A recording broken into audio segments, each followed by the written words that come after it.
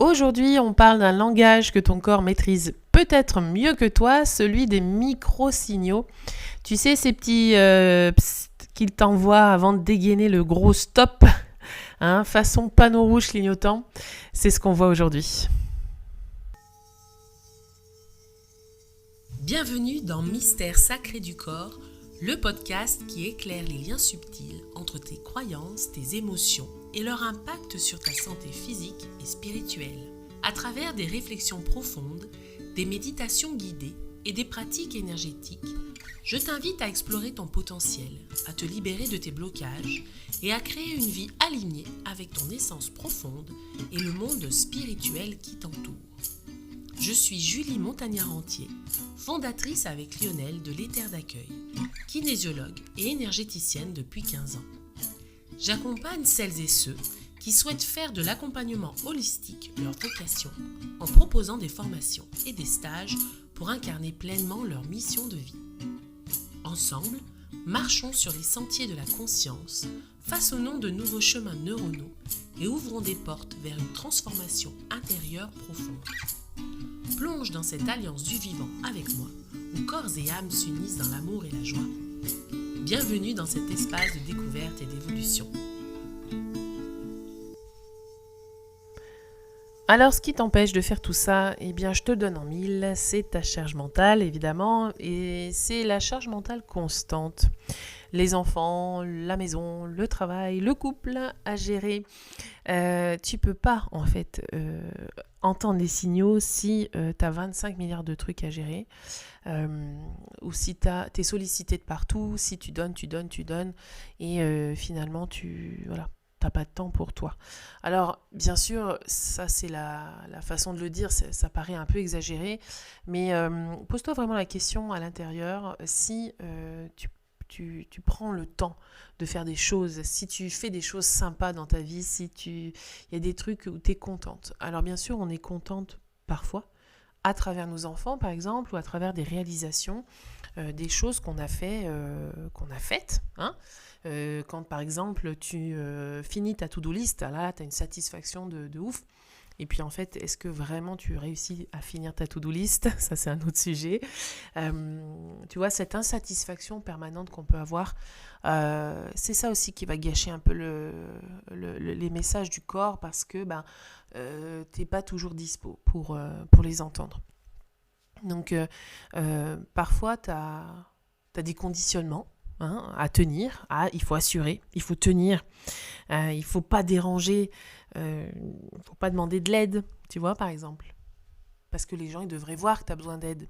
Mais si tu es en mode warrior tout le temps, comment ces gens, ils vont voir que tu as besoin d'aide ? Puisque tu dis, c'est bon, je me débrouille. C'est bon, je sais faire.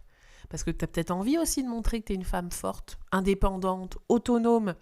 Bien sûr, mais ça ne veut pas dire qu'en étant autonome, indépendant, on doit tout gérer. C'est pas ça. C'est pas ça le projet de notre vie, en tout cas. Enfin, j'imagine qu'un être humain n'est pas fait que pour servir. Il a ses propres besoins. Alors pourquoi pas toi ? Alors peut-être que tu l'écoutes, ton corps, mais que quand c'est presque trop tard, quand c'est l'urgence. Il te parle en douceur. Est-ce que tu as l'habitude déjà de cette douceur pour toi ? Et du coup, tu l'entends peut-être pas, parce que c'est trop doux. Par contre, quand il va te bloquer le dos, quand il va t'empêcher de bouger les épaules, ou quand il va t'immobiliser, tu vas être obligé de t'arrêter. Quand la charge mentale est trop forte, quand tu fais un burn-out, c'est ça. C'est que là, le corps, il a déjà envoyé des signaux depuis longtemps, mais t'as pas pu les entendre. Et je veux pas que ce soit un plaidoyer pour ta culpabilité, ça. Non. J'ai pas envie que tu te sentes coupable de pas l'avoir fait. C'est fait, c'est comme ça. Par contre, aujourd'hui, si tu es dans une situation qui te va pas, tu as la possibilité, là, maintenant, de changer les choses. Parce que le mode survie, ça va un temps. Ça va pas tout le temps, toute la vie. C'est pas tenable, c'est même pas... c'est pas envisageable sur le long terme. Et peut-être que tu t'en rends même pas compte. que tu en es là. Et le projet du mode survie, c'est de faire beaucoup. D'être dans le faire, tu vois, l'action, tout le temps. Et finalement, on n'est pas dans le ressenti, on n'est pas dans le ralentissement, on n'est pas dans l'écoute de soi.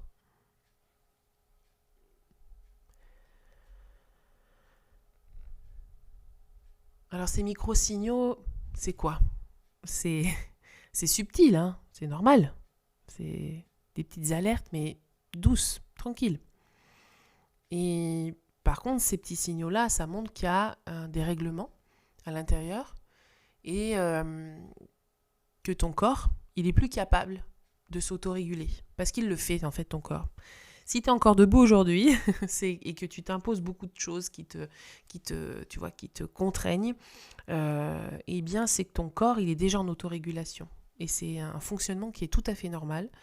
C'est quelque chose qu'on voit beaucoup en kinésio, c'est cette capacité d'autorégulation qu'on a tous et qui nous permet justement de continuer même malgré les embûches. Donc bravo, super, on est content, on l'a.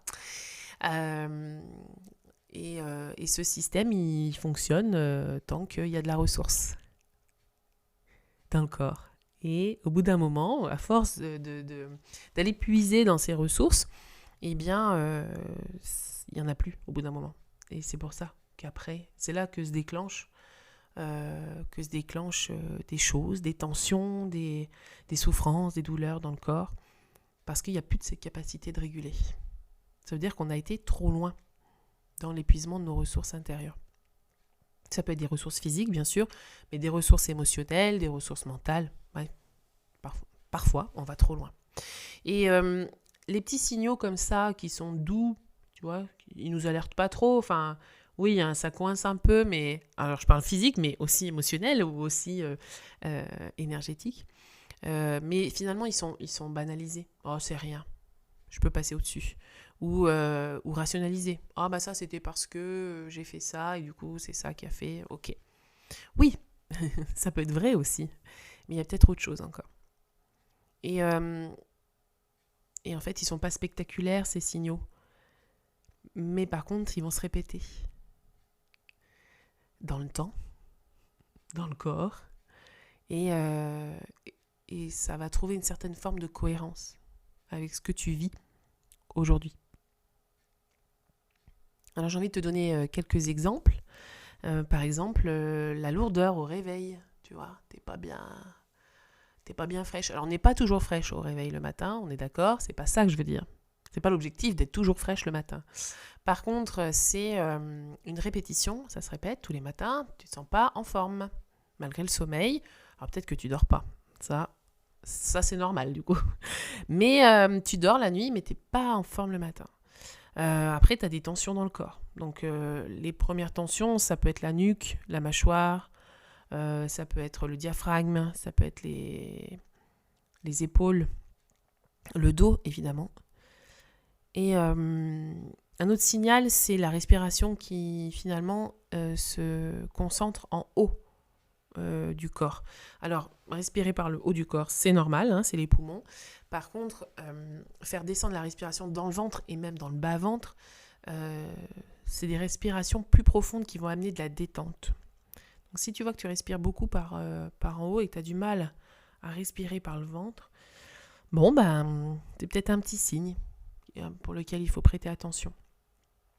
Ensuite, c'est pareil, la digestion qui se passe pas bien, que ce soit dans un sens ou dans un autre, c'est pas optimal, t'as du mal à digérer, t'es irritable, sans raison apparente, même toi tu sais pas pourquoi, t'es énervé, bon, ça peut être un signe aussi, et puis voilà, la joie elle est difficile à retrouver, tu sais pas trop ce qui te rend joyeuse en fait dans ta vie. T'as pas envie de faire des choses simples, tu vois. Il y a des trucs qui te saoulent, t'as pas envie de grand chose, tu sais pas ce qui te fait plaisir. Et puis parfois tu peux être un peu absente, tu vois, de toi-même. C'est-à-dire que t'es là, mais sans être là. Alors évidemment, t'es pas obligé de tout avoir, hein. Et c'est pas parce que t'as eu une fois un truc de ce que je viens de te dire, de ma liste là, que forcément ça signale des choses. C'est la répétition qui devient embêtante, donc qui devient problématique. Donc ça arrive, les coups de mou, c'est la vie, c'est normal ça. Par contre, si ça se répète, là oui, ça commence à poser problème. Parce que c'est des signaux répétés, donc le corps répète que ça ne va pas. Il y a un problème, il y a un problème. Évidemment, la fatigue c'est pareil. Tu vas me dire, mais c'est normal d'être fatigué après une journée. Mais évidemment, évidemment. Parce que tu as une fatigue qui est saine. Mais d'ailleurs, on le sent, à force de s'observer, c'est toujours pareil, il faut s'observer. À force de s'observer, on se rend compte qu'une fatigue saine, c'est pas la même qu'une fatigue d'alerte, en fait, une fatigue latente, qui est là en permanence. Je te donne un exemple. Quand tu fais un effort que tu n'as pas l'habitude de faire, moi, je te donne un exemple de moi, c'est de couper du bois ou de ramasser du bois dans mon jardin, et puis de transporter tout ça. Parce que j'ai un jardin en pente en plus, je sens que le soir j'ai une fatigue, mais qui n'est pas la même que quand je suis fatiguée d'avoir passé toute la journée sur mon ordinateur, en train de faire des posts, ou en train de faire mon podcast, ou en train de faire des choses sur Canva, tout ça. Tu vois, ça n'a rien à voir avec cette fatigue-là. Mais ça, c'est aussi encore différent d'une fatigue qui est là, permanente, en fond. Tu vois ? Et je te dirais la différence entre une fatigue saine d'une fatigue d'alerte, c'est que après t'être reposé, bon, avec l'âge, plus tu avances en âge, plus c'est dur la récupération, c'est plus c'est long, je veux dire, tu vois, ta fatigue, elle se résorbe en fait après t'être reposé. Et puis, quand tu es fatigué, de manière saine, oui, t'as pas une baisse d'estime de toi. Je sais pas si tu as remarqué ça. Quand on est fatigué d'une bonne fatigue, une bonne fatigue, c'est une fatigue saine, tu es fatigué, puis tu te poses, si tu arrives à te poser, et puis tu te reposes, et ça passe. Par contre, quand c'est une fatigue qui est un petit peu latente, qui est un petit peu d'alerte, tu vois, déjà, elle revient tous les jours. Ça ne se répare pas avec le sommeil. Tu es toujours fatigué le matin. Tu es un peu dans le brouillard mental. Ça te génère en plus de la culpabilité. Et en plus, tu deviens dur avec toi-même. Tu as des paroles un peu dures avec toi en disant que tu fais pas grand-chose de ta journée, que tu n'as pas fait assez. Et ça, c'est le signe donc que ton système nerveux, en fait, il sature. Et tu vas te dire, je suis nulle, j'ai pas assez fait, j'arrive pas au bout de mes objectifs, j'y arriverai jamais. C'est là, en fait, que ça vient. Mais ça montre une fatigue, on va dire, de fond. Une fatigue du système nerveux, qui à force de donner, il sait plus où il va. Du coup, il se dit, c'est parce que j'ai pas fait assez. Le mental reprend la place. Et donc, je sais pas si tu as remarqué ça des fois, le soir. C'est souvent le soir, parce que tu as fait ta journée, tu as fait ce que tu as pu, et des fois, tu es satisfaite de toi, des fois, non. Et puis, tu vas alors dire que, oui, t'es pas à la hauteur, quoi. Tu mérites pas. Si tu n'y arrives pas, c'est parce que t'es pas légitime. C'est parce que t'as pas assez fait, encore une fois. Et ça, quand c'est de la fatigue saine, t'y penses même pas. Parce que cette fameuse capacité d'autorégulation, ça marche aussi pour l'estime de soi. Ça marche aussi pour tout ça. Et du coup, quand ta capacité de régulation elle est réduite à force, puisque tu puises dans tes ressources, et là, comme par hasard, l'estime de toi va être touchée, va être attaquée. Parce qu'en fait, tu n'as plus de régulation.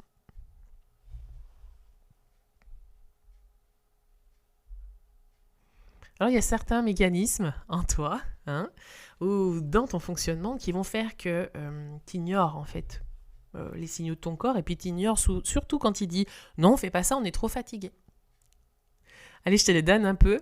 C'est la performance, tu vois. Il faut que je sois hyper fort dans ce que je fais. Le perfectionnisme, il faut que ce soit parfait, n'est-ce pas ? Et puis le besoin de prouver aussi, qu'on est capable, qu'on peut le faire, qu'on est des warriors, qu'on est des battantes, qu'on est des puissantes guerrières. Comme je le dis souvent, et d'ailleurs je le dis souvent à ma fille, qu'elle est tout ça. Elle est une puissante guerrière, elle est intelligente, elle est belle, elle est... Qu'est-ce que je lui dis encore ? Je lui dis d'autres choses. Tu es belle, tu es intelligente, tu es forte, et tu es une puissante guerrière. Mais je lui dis aussi d'aller se reposer. Va te poser, pose-toi. Alors des fois, ça peut paraître contradictoire, mais ce que j'essaye de lui dire, et du coup ce que j'essaye de te dire à toi aussi, c'est que ça dépend du moment. On ne peut pas être tout le temps puissante guerrière, on ne peut pas être tout le temps au taquet, et puis des fois, il faut traîner en pyjama sur le canapé devant une série qui n'a pas beaucoup d'intérêt, enfin, je veux dire, qui est là juste pour te déconnecter, et c'est ok en fait tout ça, avec un pot de glace si t'as envie, et c'est ok en fait. T'as le droit de te reposer. Si par contre tu craques, tu manges 3 paquets de bonbons, 10 paquets de gâteaux, c'est parce que là c'était trop avant déjà aussi, tu vois. Donc c'est toute une histoire d'équilibre tout ça.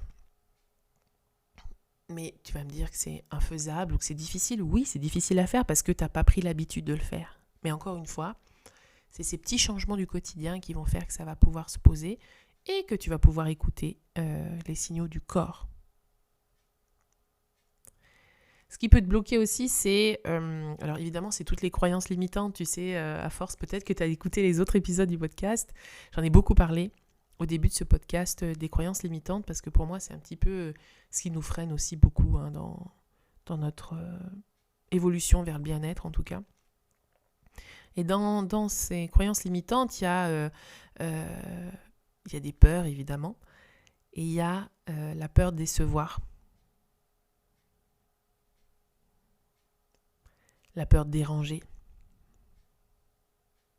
Tu sais, comme si finalement tu dérangeais quelqu'un, si tu lui demandais quelque chose ou si tu osais prendre ta place et si tu osais t'asseoir.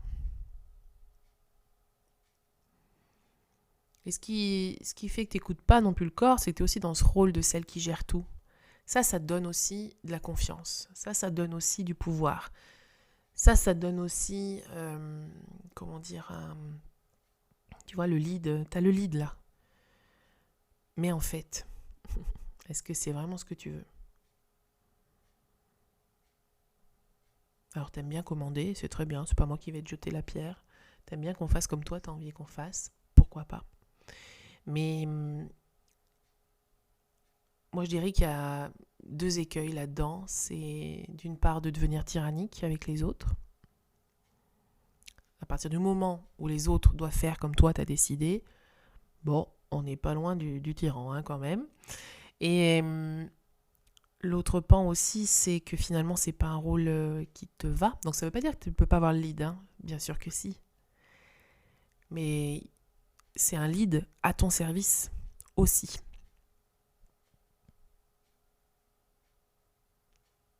Je te laisse infuser ça. Parce que le lead qui t'épuise, je vois pas en quoi c'est à ton service. Le lead qui va aller te créer des désordres intérieurs, je vois pas en quoi c'est à ton service.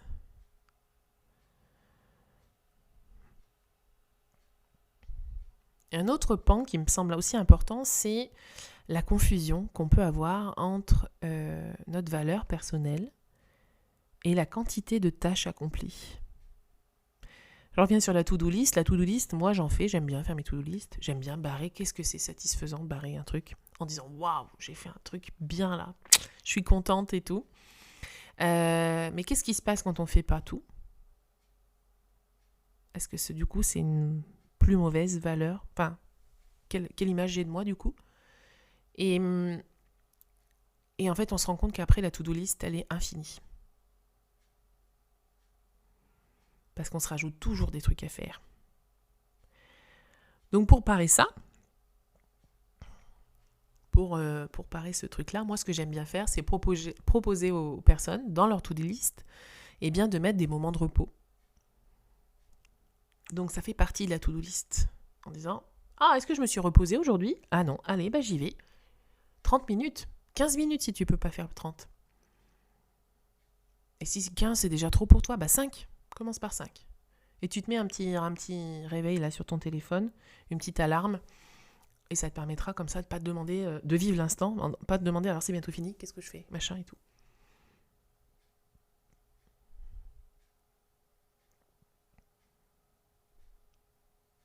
Et puis mettre aussi les activités que tu aimes faire. Ça aussi. Parce que justement, on va sortir, en faisant ça, on va sortir de la satisfaction de juste la to-do list. C'est dans ma journée, je suis juste contente parce que j'ai réussi à faire ma to-do list en entier.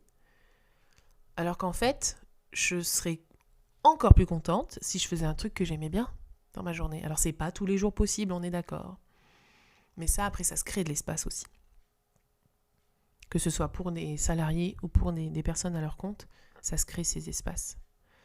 Et donc, on va les mettre en priorité dans notre liste. Je dis pas, ça dépend aussi comment tu fonctionnes. Mais ça, il faut le savoir, il faut s'écouter. C'est-à-dire qu'il y a des personnes qui aiment bien d'abord, moi je dis ça, se ressourcer. Tu vois, se donner du plus, là, de la satisfaction pour pouvoir attaquer la journée. Et puis il y en a d'autres, c'est non, il faut d'abord que je fasse ce qui va me coûter le plus et après je me récompense. Alors, selon ton fonctionnement, moi je t'inviterais à faire l'inverse au départ. Pour voir finalement si c'est pas mieux. Parce que des fois on a aussi un peu ces injonctions-là, il faut faire comme ça, puis après tu auras ta récompense. Ça peut être vu, ça peut être transmis de génération en génération. Donc il faut déjà t'assurer que c'est pas ce que tu aimes faire. C'est pas parce que tu n'as jamais fait ça que c'est pas quelque chose qui pourrait te plaire. Donc change. Fais le truc comme tu fais d'habitude, et puis le lendemain, fais différemment. Fais d'abord le truc qui te plaît. Et moi, c'est ce que je dis à encore une fois, ma fille, parce qu'on se transmet des choses, évidemment. Je lui dis, aujourd'hui, tu veux faire comment ? Est-ce que tu préfères aller jouer et après on fait les devoirs, ou on fait les devoirs d'abord, et après tu vas t'amuser. Eh bien, ça dépend des jours. Il y a des jours, je vois qu'elle a tous les jours pas envie de faire ses devoirs et c'est ok. Après, je sais pas combien d'heures à l'école, t'as pas envie de faire tes devoirs le soir, c'est normal. Et donc, je lui dis, mais comment tu veux faire ce soir ? Et je vois des fois, tu sens bien que c'est parce qu'elle a envie de s'en débarrasser, donc on le fait d'abord et après, comme ça, on n'en parle plus. Et il y a des fois, elle me dit, ah non, là, il faut que j'aille jouer, je préfère aller jouer et après, je les fais. Ok. Ça dépend bien sûr du contexte, ça dépend du temps qu'on a aussi pour le faire. S'il y a des impératifs derrière, c'est sûr que ça va être plus difficile de faire comme ça. Mais du coup, j'essaye de faire, de respecter son rythme tout en faisant quand même les obligations. Donc ça, tu vois, ça c'est à réapprendre. Ce qui te va, toi. C'est pour ça que je t'invite à faire un peu différemment. Parce que moi, on m'a pas appris à faire comme ça. Moi, on m'a dit, il faut faire comme ça et c'est comme ça. Mais parce que mes parents, c'est pareil, et on leur a pas donné le choix non plus. Donc, c'est important de se re-questionner sur cet aspect-là de la to-do list, mais aussi sur tout le reste. Sans se prendre la tête. Je veux pas te rajouter de charge mentale, mais à un moment, il faut se poser, vraiment. Et c'est là où je veux te dire que, en fait, tu as l'habitude de fonctionner comme ça. Donc, c'est parfois plus simple de rester dans ses habitudes que de se poser et de se dire comment je pourrais faire différemment. Et si, je t'assure. L'être humain, il va chercher le confort. Ça me rappelle je ne sais plus si j'ai déjà dit dans le podcast, mais ça me rappelle quand je faisais des études d'archéologie. À un moment, on parlait c'était sur la préhistoire, donc on parlait des silex, la taille des silex, le fait de tailler des silex.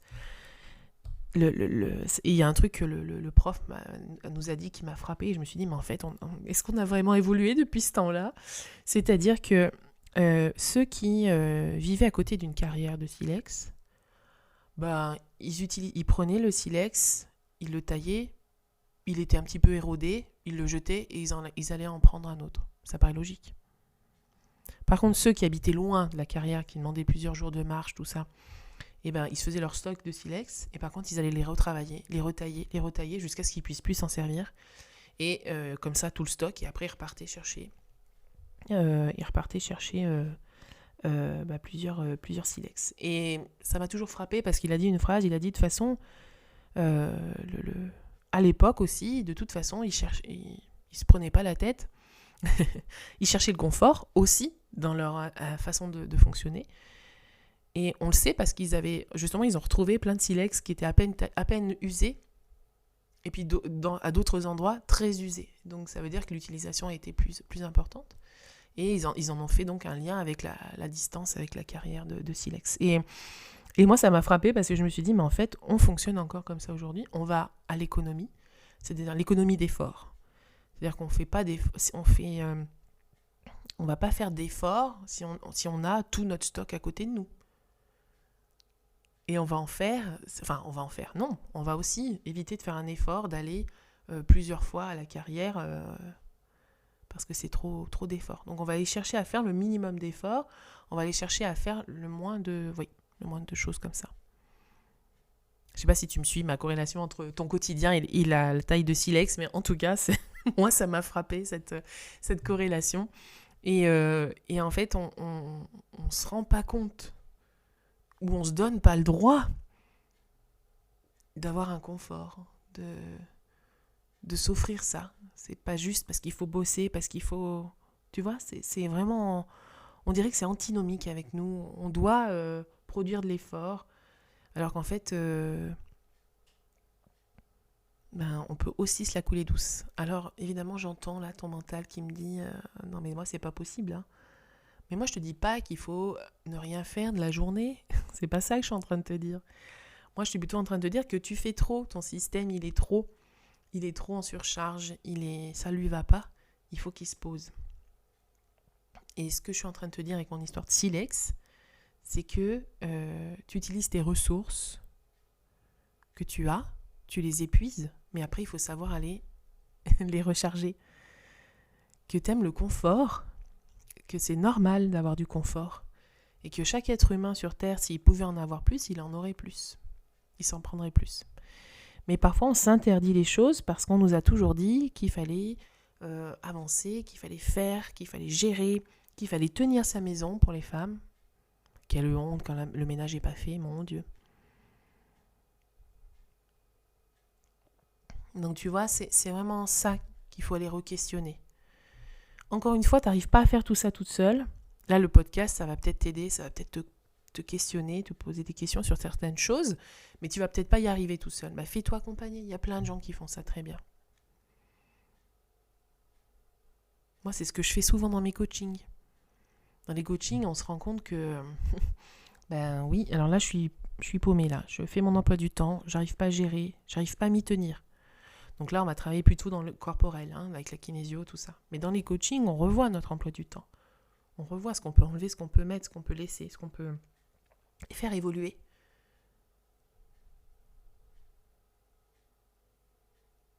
Donc c'est vraiment ça qu'il faut aller chercher. On peut avoir une autre vie que métro, boulot, dodo. On peut avoir une autre vie, si tu n'as pas de métro, que courir partout, rendez-vous, il y a les rendez-vous médicaux, il y a les rendez-vous d'école, il y a les rendez-vous du boulot, il y a... Mais tout ça, finalement, c'est ce que tu vas t'imposer, toi.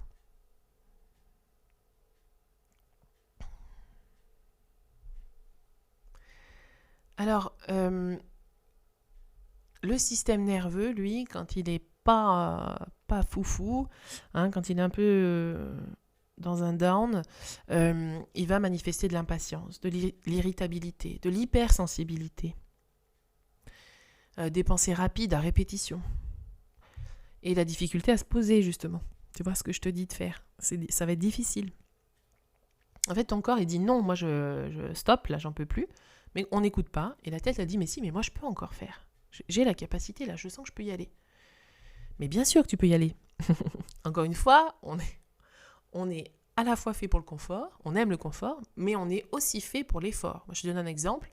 Ta capacité pulmonaire aujourd'hui, elle est plus grande que ce que tu utilises tous les jours. Au cas où, tu doives, t'en servir, par exemple, pour courir. S'il y a un tigre qui t'attaque, tu puisses t'en servir. Alors évidemment, ça s'entretient par contre, ces ressources-là. C'est-à-dire en faisant du sport, en bossant le cardio un petit peu, tu vas entretenir cette capacité pulmonaire. Elle va se réduire si tu ne l'entretiens pas. C'est la même chose pour tes ressources intérieures. Tes ressources intérieures, elles s'entretiennent. Mais si tu les épuises progressivement ou tu les restreins, tu n'y as plus accès. Donc ça va être plus dur. C'est comme quand tu vas devoir reprendre le sport et le cardio, ça va être plus dur. Parce qu'en fait, tu ne l'as pas fait depuis longtemps. Et tu vois, c'est tout ce système-là, pour moi, c'est hyper logique. C'est pas facile à mettre en place parce qu'on a ces injonctions de qui on doit être et ce qu'on doit faire. Donc en fait, ton système nerveux, quand il te signale, quand tu es irritable, quand tu es impatiente, quand tu es hypersensible, quand tu réfléchis tout le temps, quand tu as du mal à te poser, c'est que ton système nerveux il est déjà dans le rouge. Ça fait longtemps qu'il est dans le rouge là, si tu en es là. Et en plus, si tu coches toutes les cases, alors là, tu es au top. Tu es au top du système nerveux qui est au bord de l'implosion. Donc quand ton corps il dit non, j'ai pas envie d'y aller, bon, encore une fois, il faut l'entendre. Mais quand ton corps il dit non, j'ai pas envie, ça veut dire qu'il a besoin de repos, ça veut dire qu'il a envie de reprendre un rythme qui est plus humain, ça veut dire qu'il a envie qu'on écoute ce qui se passe à l'intérieur, de revenir à soi. Est-ce que là, j'ai vraiment envie de faire ce truc ? C'est souvent aussi le besoin de remettre un peu de sacré, un peu de spirituel dans nos vies. Alors de sacré, j'ai dit spirituel aussi, mais c'est pas forcément un truc spirituel. Sacré, ça veut dire, c'est poser un instant, tu vois, et rendre ce moment spécial. Et donc, quand ton corps il dit non aussi, c'est souvent qu'il a besoin de réorganiser, de prioriser différemment, différentes choses, je voulais dire, de prioriser, et puis de revenir à soi, évidemment. Et normalement, tout ça va faire que ça va renverser en fait ta culpabilité habituelle de ne pas faire assez. Alors, une fois dit tout ça, comment on fait ? Comment on fait pour écouter les signaux ? C'est un apprentissage, hein. On réapprend à le faire. La première chose que j'ai envie de te dire, c'est de faire des checks. Tu vérifies ton corps. Enfin, tu vérifies ton corps. Tu écoutes ce qui se passe. Alors attends, ça dure 1 minute ça. Tu n'as pas besoin de faire plus longtemps. 1 minute. Alors, comment ça se passe dans mon corps ? J'ai des tensions, comment ça se passe ? Mon estomac il gargouille, j'ai des douleurs, non, est-ce que c'est ouvert, c'est fermé ? Tu vois, il y a vraiment, c'est ça, 1 minute, pas plus. Alors 1 minute, tout le monde peut le faire. Dans le métro, si tu as le métro, dans la voiture, si tu as la voiture, même en marchant, même, j'allais dire, aux toilettes, au boulot, même, alors entre 2 clients, si tu reçois du monde. En fait, tu peux le faire, ça. C'est juste qu'il faut que tu donnes la priorité à ça. 1 minute, franchement, ça va vite. La deuxième chose que je te dirais, c'est de regarder ta respiration. Tu l'observes, et peut-être que là, tu vas essayer d'expirer et de respirer dans ton ventre plutôt. Après, c'est déjà pas mal si tu as fait ça. Franchement, si tu arrives à faire ça tous les jours, c'est déjà super. La suite après, c'est de valider ses ressentis. Tu vois, en disant, oh là, j'ai senti un truc, je sais pas ce que c'est, je sais pas ce que ça veut dire. Par contre, je l'ai ressenti. Donc juste de s'en apercevoir, ça c'est déjà super. Le dire non, mais ça c'est rien du tout. Ensuite, ça serait de noter ce qui revient dans ta vie. Les répétitions, je parle des ressentis dans le corps. Chaque répétition, ça veut quand même dire quelque chose. Ça peut être des répétitions de pensée, ça peut être des répétitions de signaux corporels, des répétitions d'émotions. Ça peut être plein de choses, des ressentis aussi plus énergétiques. Ça, c'est des signaux. Super, je les note. C'est une information. Je ne sais pas encore ce que ça veut dire, mais c'est déjà une information. Et quand tu arrives à faire un peu tout ça, hein, encore une fois, on ne veut pas de la performance, on veut de l'écoute. Donc, on y va à notre rythme. Si tu veux que ça aille vite, souvent, c'est que tu as besoin de lenteur. C'est que tu te sens lente à l'intérieur. Tu vois ? Ça, je l'ai remarqué.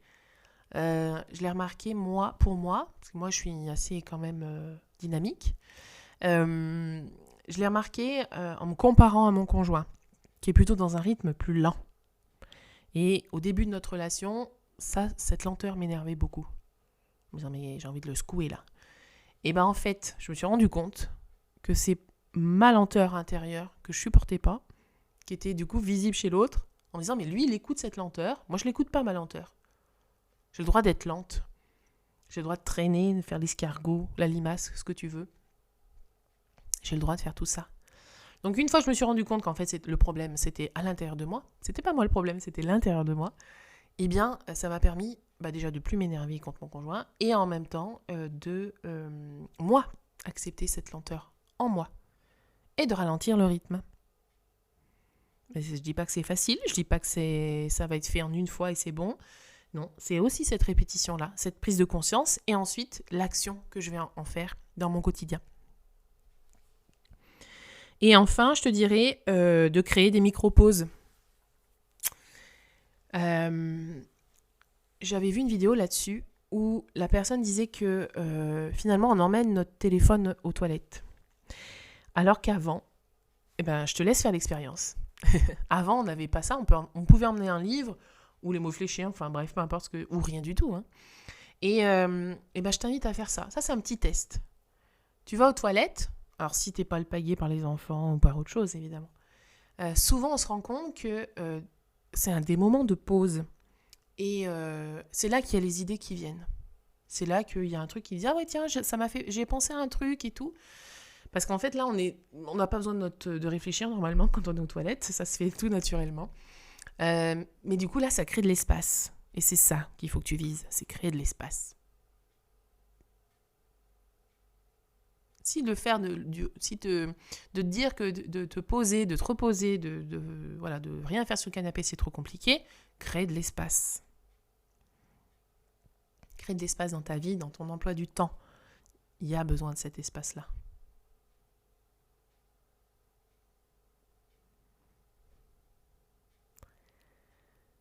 Alors, il faut savoir que ton corps, lui, il n'a pas de stratégie. Hein. Lui, il veut vivre, tout simplement. Hein. Donc, il est plutôt instinctif, il est plutôt vrai, tu vois. Il va plutôt aller dans le... Si ton corps, il te pousse à faire des trucs que toi, tu n'as pas envie de faire, pose-toi la question, pourquoi le besoin derrière, là. Tu vois, ton âme, elle veut pas vivre un burn-out, toi non plus, d'ailleurs, ta conscience non plus, mais par contre... Elle veut de la présence, elle veut de la clarté, elle veut de l'écoute, elle veut de l'intuition. Tu vois, une espèce d'alignement, là. C'est comme si on avait 3 corps, hein, corps, âme, esprit, hop, et tout le monde se superpose comme du papier calque.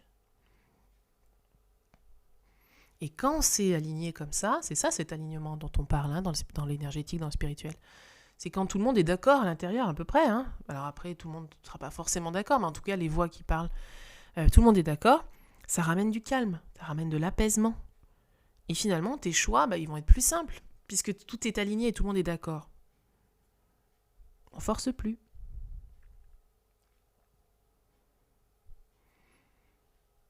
Et donc, ton épuisement qui dure depuis des années, ta fatigue, tout ça, en fait, ça fait longtemps que ton corps, il te murmure de te poser. Encore une fois, c'est pas facile. Quand je dis ça, je sais que ça va être compliqué. Mais c'est pas parce que c'est compliqué, ça c'est encore une phrase que je dis à ma fille, c'est pas parce que c'est compliqué que tu peux pas y arriver. Toute l'énergie que tu mets à réaliser des tas de trucs contraignants toute la journée, mais mets-la à ton service justement cette énergie-là. Mets-la à ton service à toi. Plus dans celui des autres. Alors évidemment, je le sais, dans le quotidien, il y aura toujours des trucs à faire. Mais justement, il y aura toujours des trucs à faire. Donc à un moment, il y aura toujours quelque chose à faire. Donc pose-toi, ça t'empêche pas de te poser justement. Parce que même si tu fais, il y aura toujours quelque chose à faire. Donc c'est pas en te posant que forcément ça va créer, la révolution dans ta vie. Ça va être la catastrophe et tout ça. C'est pas parce que tu seras posé 15 minutes que c'est fini. Et puis quand tu as ces micro-signaux, parce qu'à force du coup en créant cet espace, ces espaces-là, il y a d'autres choses qui vont se produire, des signaux du corps qui vont apparaître.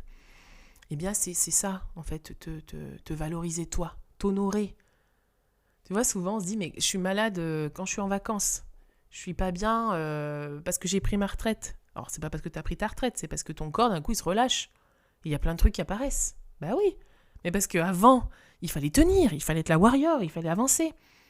Donc tout ça, c'est normal. Donc pour éviter d'être malade pendant tes vacances, c'est normalement le meilleur moment où tu devrais t'éclater, ça veut dire que dans ton quotidien, il y a quelque chose qui ne va pas, qui n'est pas optimal pour toi. Donc c'est là qu'il faut bosser, c'est pas les vacances qu'il faut bosser.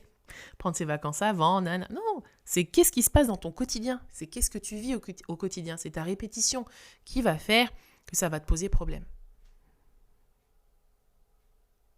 Et ça, tu peux le faire. Toi, tu peux prendre cette décision aujourd'hui, maintenant, tout de suite là, de dire stop en fait.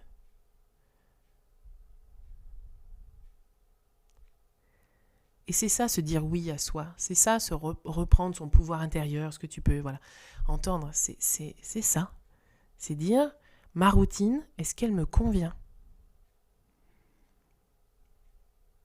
Et si ça ne te convient pas, il y a peut-être plein de trucs qui ne te conviennent pas, tu le sais peut-être déjà. Mais commence petit, commence un petit truc. Change un petit truc qui te dérange. Et là, après, encore une fois, tu crées de l'espace.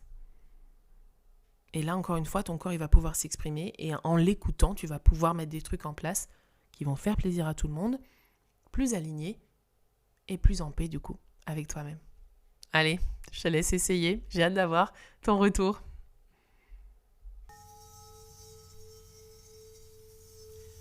Merci d'avoir voyagé avec moi dans cet épisode de Mystère sacré du corps. Si cette exploration a résonné en toi et que tu ressens l'appel d'aller plus loin, je t'invite à rejoindre les terres d'accueil, un espace dédié à la transformation, à la connexion et à l'éveil de ton potentiel profond. Rejoins notre alliance spirituelle et bienveillante sur Facebook, sur les terres d'accueil ou sur le groupe privé Future Enquêtrice de l'âme. Tu as aussi notre Insta, Lionel et Julie, les terres d'accueil, et notre site internet www.lesterresdaccueil.fr. À très bientôt pour un nouvel épisode et d'ici là, prends soin de toi, de ton énergie et laisse briller ta lumière.